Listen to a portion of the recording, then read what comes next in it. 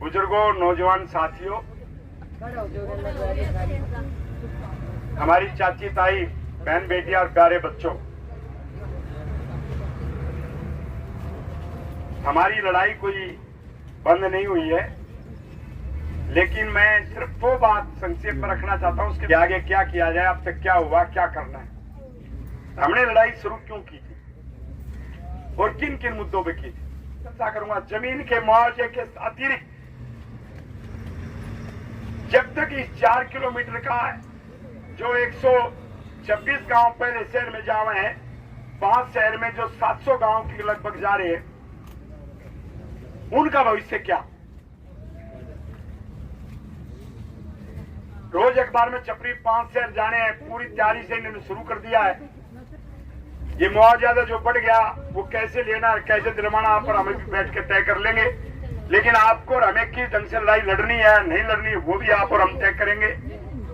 मैं कम से कम एक बात आपको बता दूं, पिछले कई दिन से जब से वो आसोदे वाली घटना हुई है, तो मैंने बहुत गहराई से सोचता हूं, रोज पीड़ा होती है, भाई ये हो क्या रहा है, क्या अपनों को बचा पाएंगे या नहीं बचा पाएंगे। तो मैं थोड़ा सा पीछे की तरफ गया कि अभी कई बार हमारे जो दादा सर छोटू राम है, वो इतने बढ़िया थे, उसने इतने अच्छे काम किए, तो वो भी कई बार दबाव में आते, दुखी होते, क्यों होते थे, उसके पीछे क्या कारण था। क्योंकि अब तो उसकी 4-5 बातों को तो हम गुणगान करते थे, बाकी हम सोचते नहीं। जैसे मैंने बताया कि हिंदू मैरिज एक्ट भी जो है ना, ये गोत्र का मामला पहले आया, उस समय के हमारे कोई नहीं बोल पाए, तो उनके ऊपर क्या दबाव रहे होंगे। तो एक छोटी घटना बताता हूं। हमारे सर छोटू राम ने वकालत शुरू की लालचंद के पास, तो वो जो केस लड़ता था उसमें से तो लोग हिस्सा ले लेते थे और अपने में वो देता नहीं था। तो लालचंद जो है वो आपको याद होगा कि जो उस समय की पंजाब की विधानसभा थी, उसमें भी जीत करके गया था। तो हुड्डा खाप में 2 परिवार पैरेलल चल रहे थे, हमारे में तो सब एक था, उसमें 2 परिवार पैरेलल चल रहे थे। एक देश सेवा में लगा था और एक कांग्रेस सेवा में लगा था। मैं आजादी से पहले की बता रहा हूं, छोटूराम के समय की बता रहा हूं। एक परिवार था जो आज हमारे मुख्यमंत्री है भूपेंद्र हुड्डा के दादा का, माथुराम का, सांगी से, और एक परिवार था दूसरा जो गांव है खडवाली, खडवाली से टेकराम हुड्डा का। 4 भाई थे वो, उसका एक भाई वो मुझे ध्यान नहीं आया, जो बाद में छोटूराम की पार्टी से अपना यहां से एमएलए भी बना। तो टेकराम जो है वो युवा अवस्था में आपके कहने पर, मतलब समाज के कहने पर, तो एक ही परिवार में एक आदमी तो कांग्रेस भक्ति में चल रहा और एक अपने समाज की भक्ति में चल रहा। तो समाज की भक्ति में चल रहा था खडवाली का परिवार और कांग्रेस के समर्थन से चल रहा था सांगी का परिवार, दोनों हुड्डा गोत्र में थे। तो टेकराम कंडेरा की मैं बात करूं तो वह इतना अच्छा वीर था कि उसने कई हत्थे तोड़े, चांदी चौक तक भी हजारों युवाओं को लेकर के पहुंच गया। उसमें और गोतों के भी थे, अकेले हुड्डा नहीं थे। तो उसने लड़ाई लड़ी, उसने कहा कि भाई गऊ को बचाना, ये काम करना, जुल्म से बचाना, हमारे यहाँ भाई मुसलमान ने बनाई, हमारे एक इज्जत बेइज्जती का सवाल है और हमें इसके लिए कुर्बानी देनी चाहिए। तो छोटूराम की उसकी मित्रता हो गई। अंग्रेज उसको बदमाश बताते थे, छोटूराम उसको समाज सेवक बताता था। तो अंत में सर छोटूराम कांग्रेस के अधिवेशन में, जिसमें महात्मा गांधी ने एक नारा दिया, असहयोग आंदोलन, कि हम सरकार से कोई सहयोग नहीं करेंगे, टैक्स मत भरो, ये महात्मा गांधी ने आंदोलन चलाया। तो बात तो उसकी अच्छी थी, महात्मा गांधी ने कहा कि टैक्स मत दो, लेकिन जो टैक्स की बात थी, उस टैक्स में छोटूराम का यह मानना था कि भी अंग्रेजों को तो नहीं देना चाहिए, गांधी जी आपकी बात मान ली, लेकिन फिर बनिया को भी नहीं देना चाहिए, तो बनिया के माध्यम से इकट्ठा करें। जो बनिया तो जो हमारी जमीन जारी, जो बनिया टैक्स लेगा हमारे दौरे, तो बात तो वह आली, वो टैक्स लेगा वो अंग्रेजा दौरे पहुंचा देगा। तो छोटूराम ने पहली बार उस कांग्रेस में अपना विरोध का सवाल इस बात पर रखा कि भी या तो ऐसा आंदोलन चलाना, फिर यह भी कहो कि बनिया तभी मत दो और सरकार से भी मत दो। तो उसकी बात को अनसुना कर दिया और वो बहुत पीड़ा में आकर के जो आज हमारे हालात हैं कि हम कई कई दिन तक सोच रहे हैं, तो सर छोटूराम कमरे में बंद ही रहा, सोचता रहा भाई क्या करे। उस पार्टी का वो जिले का अध्यक्ष था, उसमें जिले का मतलब था कांग्रेस का प्रधान था। जब उसने देखा कि भी लोग तो न्यून भी चले जा, पहले भी यही था, आज भी यही था, तो उससे चौथे दिन जो पीड़ा में था तो टेकराम हुड्डा मिलने आ गए। उस समय का एक बलशाली युवा ताकतवर, उसने पूछा भाई बात तो बता। तो उसने कहा कि भाई गांधी तो एक तरफा बात कर रहा है, बनिया तो बता दो और अंग्रेजा तो मत दो। तो उसने उसकी बात समझ के कहा फिर क्यों डर रहे तुम, तो अपना नहरा मोर्चा खोल दे, हम तेरा साथ देंगे, तेरे लिए साधन जुटाएंगे, तेरे लिए सब कुछ करेंगे। उसमें हौसला आया और वो नई पार्टी ऐसे बनी। जब वो नई पार्टी बनी तो उसके बाद 1924 में छोटूराम के साथ टेकराम कंडेला ना, अपना टेकराम जो हुड्डा था वो भी उस समय उसका विधायक बना। उस समय की जो प्रोविंशियल काउंसिल थी उसका सदस्य बना। वो बनके उसके 2 साल के बाद उसका छोटूराम की कोठी के सामने जो जंगल होता था पहले, जो नीली कोठी, फिर उसका कत्ल हो जाता है। फिर उसका जो दूसरा भाई था वो उस जगह से बनता रहा। ये बात मैंने इसलिए बताई कि हमारे किसानों के मसीहा सर छोटूराम के पास भी कई बार ये समस्या आई कि उसको दबाव झेलने पड़े, लेकिन हमारे दादा ने एक काम किया, जब कांग्रेस ने दबाया तो कांग्रेस से बाहर निकल गया, और कांग्रेस से बाहर निकल गया उसके बाद का तो आपको पता ही है। तो टुकड़े पहले भी होते, टुकड़े आज भी होते हैं, अच्छे आदमी होते हैं, बुरे भी, वो दोनों साथ साथ चलेंगे। ये घटना मैंने इसलिए बताई कि उस समय वहां से उसने एक नई करवट ली। आज हमारे सामने एक वही समस्या आके खड़ी हो गई। भाई मुआवजे की तो सारी जिम्मेवारी मन ली थी, न बढ़ा दिया, और भी मैं कोर्ट से भी लड़के बढ़वा दूंगा, मुआवजा तो हो जाएगा, लेकिन क्या हमारी जमीन आप और हम बचा पाएंगे या नहीं बचा पाएंगे? मैंने इस बात पे आपसे चर्चा करनी। तो 1952 में पहला देश का चुनाव लोकसभा का हुआ, और 1946 में पहली बार जो संविधान सभा के जो सदस्य चुने जाने, जिन्होंने संविधान बना, उसका चुनाव हुआ। उन दोनों में हमारे माननीय स्वर्गीय श्री रणबीर हुड्डा जी थे। तो 1955 में हिंदू मैरिज एक्ट में जो हम ब्याह शादी की बात कर रहे हैं, 1955 में लोकसभा में बना, और एक बार 1940 में बना। उस दिन मैंने आपको परसों बताया ही था। तो 55 में हमारे हरियाणा के जो उसके मेंबर थे, उन्होंने क्या किया, क्यों नहीं आंदोलन किया, क्यों नहीं विरोध किया? वो संसद में बोले तो उनकी क्यों नहीं सुनी गई? तो 1940 में जो गलत हुआ वो 1955 में भी गलत हुआ। मेरा तो जन्म भी उसके बाद 61 का है, 1961 का। तो 1940 में पहली बार ये कानून बना कि गोत्र में विवाह को मान्यता दे दी गई, कानून में मान्यता दे दी गई। अब नहीं बना 1940 में। क्यों बना? जो मुस्लिम भाई है वो आपस में काका ताऊ की, जो उनकी जो बहन है उनसे वो रिश्ते करते हैं, मामा की बेटी से करते हैं। और जो सिख धर्म की स्थापना हुई वहां पर भी कहीं ना कहीं गोत्र में रिश्ते होने लगे, क्योंकि उनका जो एक पंथ था वो दूसरी दिशा ले चुका। यह आर्य समाज चल रहा था। स्वामी दयानंद, तो स्वामी दयानंद तो आपको नस्ल बनाए रखने के लिए लेके जा रहा था। और जो ये दो ग्रुप हैं जो मैंने बताए, वो आपको ये कह रहे थे कि इसको छोड़ दो भाई, ये बाद में कर लियो, ये बाद में कर लियो।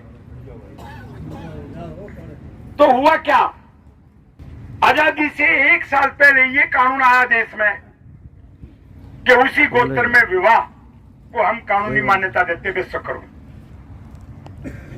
तो उस समय लोगों ने, कानून तो बन गया, अपने संस्कार जीवित रखे नहीं करे। हमें यही पढ़ाया गया, पहले 4 गोद छोड़ने थे, 3 छोड़ने हैं, बहुत सारे थे, दादी का भी छोड़ने लगे, एक तरह माँ का, बाबू का। तो ये बीमारी वहां से शुरू हुई। हमारे दादा सर छोटू राम पे भी बहुत सारे कई बार नाजायज दबाव आए, उसने कैसे पीड़ा झेली होगी, कैसे उसकी नींदें उड़े होंगी, कैसे उनमें से वो निकला होगा, और कुछ बातों पे आपको कामयाब कर गया, कुछ बातों में आपको कामयाब नहीं कर पाया। लेकिन यह मतलब नहीं है कि उसके अंदर भावना नहीं थी, भावना थी। 1945 में मर लिया हो, ये पहले से चल रहा था, 46 में बना, चल पहले से रहा था, मैं वही बताना चाह रहा हूं। 1945 में हमारे दादा चले गए थे, 46 में ये बना था, और फिर 55 में बना था, लेकिन इसकी नींव पहले से चल रही थी। वो एक दिन में नहीं होता, उसके लिए कमेटियां बनती है। तो उनके ऊपर दबाव था, वो चले गए तो कई जगह उनको, संगठन को एक रखने के लिए, जो मुझे महसूस होता है कि हमारे दादाजी को सबको एक रखने के लिए समझौते करने पड़े। मुख्यमंत्री की कुर्सी पे भी समझौता किया, वो खुद नहीं बने ताकि भाई जुड़े रहे। तो ये जो हम हिंदू मैरिज एक्ट की और ये सब बातें बता रहे, 46 में हमारे यहां से उनका जो भतीजा है श्रीचंद, वो उनकी जगह आ गए थे। और बात सर छोटू राम श्रीचंद की बात एक ही थी। और जब श्रीचंद आ गए थे तो उस समय के क्या हालात रहे, इस पर कोई क्यों नहीं बोला। तो मैं ये मान के चल रहा हूं कि हमारे दादा ने, सर छोटू राम ने बहुत कोशिश की, उसकी पार्टी ने बहुत कोशिश की, लेकिन उसमें वो कामयाब नहीं हो पाए। जिन बातों में कामयाब हो पाए वो आपके सामने, जिनमें कामयाब नहीं हो पाए वो मैं आपको बता रहा हूं। 1955 में फिर गलत हुआ ही। 1955 में गलत होने के बाद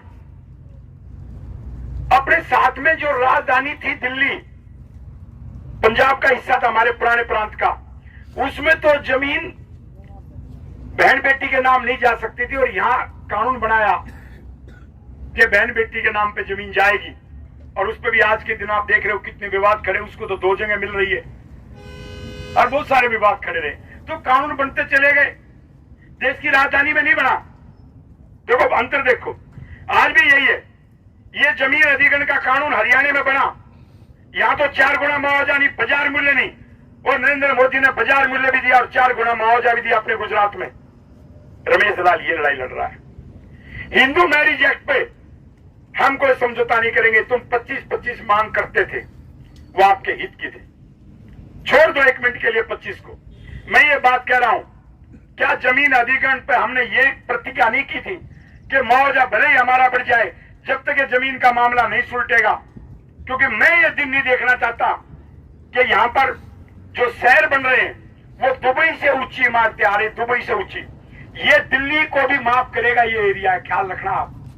नया एयरपोर्ट भी यही होगा, दिल्ली को माफ करेगा ये एरिया। जो 5 शहर आ रहे दुबई की तरफ, बहुत ऊंची टावर बनेंगे। आज दुबई का बुर्ज खलीफा पूरी दुनिया में सबसे ऊंची बिल्डिंग है, यहां कोई ना कोई जरूर बनेगी, जो हमारे दिल्ली में नहीं। तो मैं ये दिन नहीं देखना चाहता कि हमारे आने वाली संतान, रमेश दलाल की भी, आप जो बैठे उनके पोते पोती, उनके पोते की बहू, उनमें पोचा मारने का काम करें। जमीन नहीं जाएगी तो गरीबी बहुत बुरी होती है, आपको उसका अंदाजा नहीं है। हमें अंदाजा है, और ये होगा और बहुत जल्दी होगा, क्योंकि 5 शहर की योजना बन रही है। 126 हमारे वाले में, फिर किसी में 120 है, और हम कह रहे हैं मुआवजा लो जी, चालो जी, जैसे कुछ भाइयों ने किया। मैं इस पर बहुत गहराई से सोच रहा हूं कि किस ढंग से कुर्बानी दें, किस ढंग से इस काम को रोकें, इसको रोकना चाहिए। मैं सिर्फ आदर्श लेके चल रहा हूं 2 को। महात्मा गांधी का तो मैं दर्शन मानता हूं, जो उसने अहिंसा का अधिकार दिया, सिर्फ उतनी उसकी बात को मैं स्वीकार करता हूं, मेरे लिए पूजनीय है। लेकिन नेताजी सुभाष चंद्र बोस की क्रांति, वो हमेशा मेरे दिमाग में रहती, वो समझौता नहीं करते थे।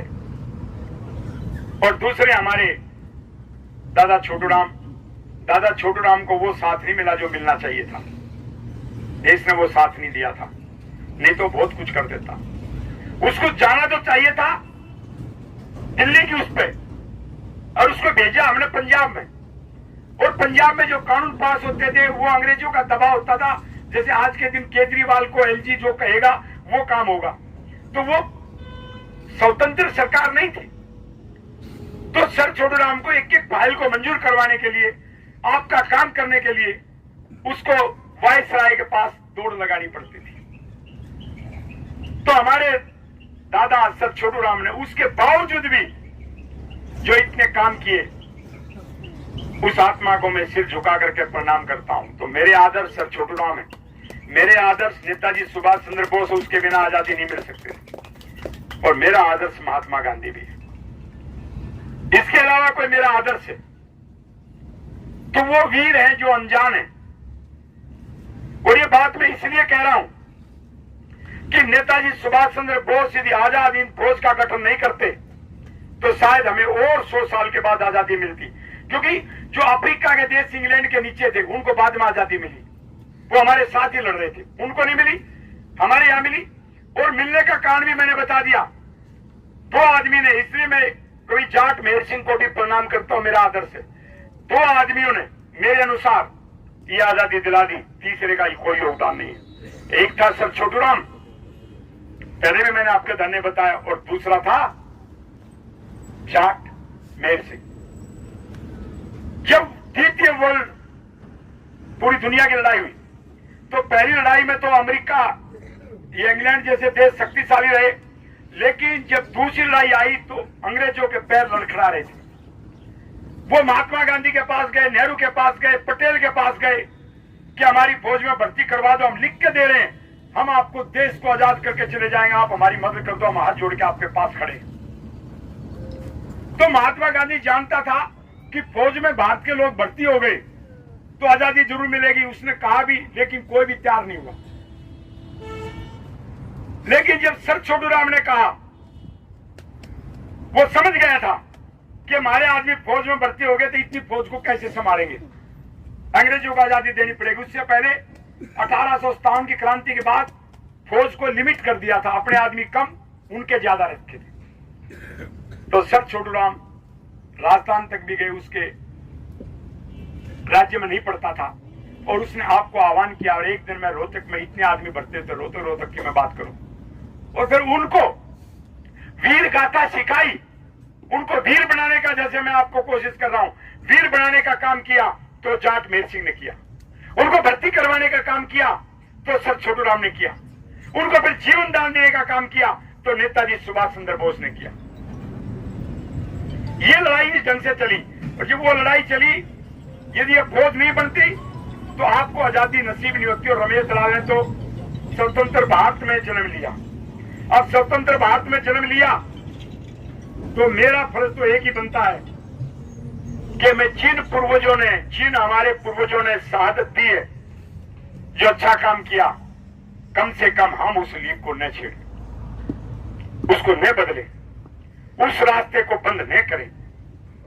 उस रास्ते को बंद करेंगे तो बर्बादी निश्चित है। तो यहां तक कितने मैंने आपको अपनी खापों को भी किस्से बताया, ये भी आपको बता रहा हूं, दोनों प्रकार के व्रत चलते रहे। यदि हिंदू मैरिज एक्ट में उस समय मैं ये मान सकता हूं कि हमारी जो जमींदार लीग थी जब कोई बिल आता है तो कई साल पहले होता है। जैसे जमीन अधिग्रहण का बिल आया, वो पास हुआ 2013 में, वो चल पड़ा था 2007 से, 6 साल लगे। उस समय भी जो बिल आया 26 में, वो आरंभ हो गया था दादा छोटू राम के समय और पास हुआ उसके बाद में, उसकी एक रूपरेखा होती है। लेकिन उस समय हमारे श्री चंद जी जो आपको बताया, तो उनके ऊपर कितने दबाव रहे होंगे, उन्होंने फिर भी ये सोचा होगा उस समय जो मैं बता रहा हूं कि यार बना लेंगे न कानून, हम अपने समाज को इतना मजबूत कराएंगे, जब हम अपने गोद में ब्याह नहीं कराएंगे तो कानून पड़ा रहेगा। और इतने साल तक आपने यही किया। कानून तो बन गया था, लेकिन हमारे घरों में एक पढ़ाई चलती रही, गुरुकुल में एक पढ़ाई चलती रही, आपकी बैठकों में एक पढ़ाई चलती रही कि खाप में जितने भी लोग हैं गोद में, वो हमारा खून है एक दिन का, और साथ लगता हुआ गांव भी हमारा भाई है। हम अपने गोद में शादी नहीं करेंगे और साथ लगते गांव में नहीं करेंगे, जो आपने इतने साल तक निभा दी। लेकिन जब बच्चों में शिक्षा आई, उन्होंने पढ़ा, अच्छा ये तो वैसे ही काम पेल रहे, मेरे बेटे वैसे ही चल रहे, कानून में तो तुम्हें इजाजत है। उन्होंने कानून का सहारा लेके कोर्ट में गए, ब्याह किया, कोर्ट में गए, सुरक्षा मिली, कोर्ट में गए। सरकार तो यही चाहती थी। तो इतने साल के बाद उसका असर पड़ा, यही असर आप पड़ेगा। उसमें तो इतने साल लगे। यदि हम ये 4-5 चीज नहीं करवा पाए, तो मैं आपको आपके बीच में आज खड़ा होकर के बता रहा हूं, न तो आपकी नस्ल बचेगी और न आपकी जमीन बचेगी। गीत की दृष्टि है उनकी। एक वर्ग शुरू से जो व्यापारी का, जो शोषण करता है, जो सत्ता में बैठे हैं, वो तो कहीं भी ले लेंगे। उनकी नजर है कि इनको कैसे मारा जाए, और तुम छोटी छोटी बात पे तुम्हें ये पता ही नहीं लगता क्या हो रहा है। मैं भाई शमशेर रईस को बता रहा था, ये मेरी तरह ये भी किसान आंदोलनों में रहते हैं, कि बॉर्डर वाले मामले में कैसे हमारे साथ धोखा हुआ। कानून ये बनाना था, झगड़ा उड़े शुरू करवाया, बना दिया ये। अब आप ये सोचते डीसी ने, एसपी ने आपको क्यों बरगलाया, सरकार ने क्यों बरगलाया, ताकि ये सिर्फ मुआवजा लेकर चले जाए और जमीन को वो ले ले। अब रमेश दलाल के ऊपर भी ये आरोप भविष्य में आएंगे कि भाई तुझे तो पता था, तुम पीछे क्यों हटे। मेरे पास पीछे हटने के लिए रास्ता नहीं है, क्योंकि मैं इतिहास में कायर, गद्दार, कमजोर अपने आप को नहीं लिखवाना चाहता। तो ये चले जाए, उसके बाद आप और हम इन चीजों बात करेंगे। एक छोटा सा इंट्रो ले ले भाई इनके सामने। ये बेटे वैसे पंचायती बात थी, इसको इसमें मत चलाना, वो तो काट देना, क्योंकि इसके ऊपर कहीं जब सवाल आएंगे तब के लिए हम लोगों को समझाते हैं। ये बात यहाँ इसकी नहीं है, लेकिन अंत में आप समझ गए होंगे, हमें अपने दादा सर छोटू राम के अधूरे काम को भी पूरा करना है। हमने जाट मेहर सिंह कवि ने जो रास्ता दिखाया उसको पूरा करना है। और हमने बहुत सारे शहीदों के नाम मैंने आपको बताए, तैमूर लम की लड़ाई से लेके, और आज भी जो मैं बता रहा था कि हमारे भाई जो हुड्डा है, हुड्डा में भी 2 परिवार पैनल चल रहे थे। एक परिवार ने हमेशा शहादत दी, कुर्बानी दी, और दूसरे परिवार ने हमेशा कांग्रेस के रास्ते से राज किया। ये सच्चाई, कुर्बानी नहीं है। कुर्बानी जिनकी है उनको आज कोई नहीं पूछ रहा। रामस्वरूप हुड्डा एमएलसी रहे, जो नाम मुझे ध्यान नहीं आ रहा था। टेकराम रहा, 2 ही साल रहा, 1924 में बना, 1926 में उसका कत्ल हो गया। उसके बाद रामस्वरूप कई साल तक रहा, उसका जो भाई था। एक हरिराम था, वो 4 भाई थे, वो लड़ते रहे और ये कांग्रेस की तरफ। तो उस समय आपको याद होगा, हमारे यहां सुद्धा में आपने कांग्रेस को घुसने नहीं दिया था, आप पे मुकदमे भी बने थे, यहां हिंसा भी हुई थी। सिर्फ छोटू राम के कहने पे, रामस्वरूप हुड्डा के कहने पे, जो हमने आपको बताया, उस समय का जो वातावरण था वो भी आपके सामने दिखा दिया। वो बुजुर्ग नहीं है, लेकिन उन बुजुर्गों के सामने क्या परिस्थितियां थी वो आपके सामने, वो आज मैं आपको याद दिलाता रहता हूं। सबने जाना है, इस मिट्टी में पैदा हुए, इस मिट्टी मिल जाना। मैं आज मिलूं या कल मिलूं, मैं आसमान में मिलने वाला नहीं हूं, इस मिट्टी में मिल जाऊंगा। जो मेरी राख बनेगी, या मुसलमान में जिसको दफनाया जाता है, तो वो कहां दफनाया जाएगा? मिट्टी में। राख बनेगी तो इस मिट्टी में, इस मिट्टी में जन्म लिया, इस मिट्टी में मिल जाऊंगा। ये मिट्टी मेरी माँ है, इसके सिवा एक माँ वो जिसने जन्म दिया, लेकिन जिसने सबको जन्म दिया और जो अंत में साथ लेके जाएगी। मेरी माँ गुजर जाएगी, मुझे साथ लेकर के नहीं जाएगी, जन्म दे करके गई। लेकिन ये जन्म भूमि, ये जमीन, उसने मुझे जन्म भी दिया और मुझे साथ लेकर के अपने हमेशा आंचल में रखेगी। तो जमीन की लड़ाई, मैं किसी की भी ये बात मानने के लिए तैयार नहीं। आज मैं आपसे चर्चा करूंगा कि आप मैं लड़ने का मन है या नहीं है। नहीं तो रमेश दलाल तो लड़ेगा, वो कौन से तरीके से लड़ेगा वो फिर तय करेगा। लेकिन मैं एक बात याद दिला दूं, आप में से कईयों के नाम मैं ले रहा हूं, सिर्फ 2-3 के ले लूं। हमारा चाचा राजेंद्र, चाचा जंगली, ये क्या कहते हैं, अरे लड़ांगे जमीन में बचवाएंगे, एक ले माओजे की बात नहीं है। मैं आज भी वही बात देखना चाह रहा हूं। मैं मानता हूं हमारे एक गांव के कुछ आदमी, पूरा गांव नहीं, कुछ आदमियों ने जरूर हमारे साथ न्याय नहीं किया। लेकिन मांडोठी में जब विरोध भले ही करता हो, भाई भाई की ना बढ़े, कोई बात नहीं, मांडोठी ने कभी धोखा नहीं दिया। रमेश दलाल के आंदोलन में तो नहीं दिया, मेहंदीपुर ने नहीं किया, ये बपड़िया राइस ने नहीं किया। ये जो 3 गांव हैं, इन 3 गांव से और राजसोदा के जितने भाई हैं, हम बैठ करके ये करना चाहते हैं कि इस लड़ाई को किस ढंग से, अच्छे ढंग से लड़ सकते हैं। और यदि आपको मेरी जान की बाजी भी चाहिएगी, वो मैं लगाने के लिए तैयार हूंगा। मैं बैठा नहीं हूं, मैं घंटों घंटों पढ़ करके कौन सी चीज निकाले, कैसे इसको घेरे और कैसे ये काम करवाएं, ये दिमाग में घूमता है। आपको याद होगा, आप भी कुछ लोग थे, जब ये कई किले दूर जा रही थी, हम इसको नजदीक लेकर आए ताकि आपका रेट ज्यादा बढ़े। ये दूर होती तो मुझे मुश्किल होती, वो भी हम कामयाबी मिली। मुझे खुद मेरे गांव में एक 3-4 दिन पहले एक परिवार का आदमी एक रिश्तेदारी में गया। वो रिश्तेदार तो तारीफ कर रहे, उसके रिश्तेदार मेरे थे नहीं। और वो मेरा के बोला हमारा किला थोड़े 50 करोड़ का होता और रमेश नवा जमीन ना जाने दी, उन्हें मरवा दिए। यानी दुष्प्रचार भी मेरे बारे में करो। अब की बार आंदोलन शुरू हुआ तो आप मुझे बुला के लाए, ये मांडोठी की जमीन बचवानी थी, आप मुझे बुला के लाए। और कोई भाई आज होते कि क्या कहते हैं, हमारा रोड ना बन दिया। जो एमएलए आपको धमका के गया और प्रधानमंत्री को आना था तो प्रधानमंत्री से लड़ाना था, तो आपने रमेश दलाल को बुलाया और बाद में उसी के खिलाफ बोलते हो, उसी पे वार करते हो। मैं पूछता हूं, वो तुम्हारी 5-5 करोड़ रुपए में जमीन गई, वो उस समय 1180 में चली जाती तो आज का दिन नहीं पकड़ो। जो मेन रोड पे आपको 3.5 करोड़ का जो मुआवजा सरकार ने किया और सामान्य जमीन का 1.75, वो उसी समय चली जानी थी 1180 में। आप कभी का लुट जाते, एयरपोर्ट कभी का बन जाता। ये रमेश दलाल की आवाज थी जो गूंजती रही, लड़ती रही, लड़खड़ाई नहीं तो उसी समय आप लोग चले जाते। जितने भी भाई जो मेरे खिलाफ लगे उनको बहुत बहुत धन्यवाद, क्योंकि इसलिए भी धन्यवाद, जब विपक्ष नहीं होगा मुझे मेरे भाइयों की आलोचना सुनने को मिलेगी।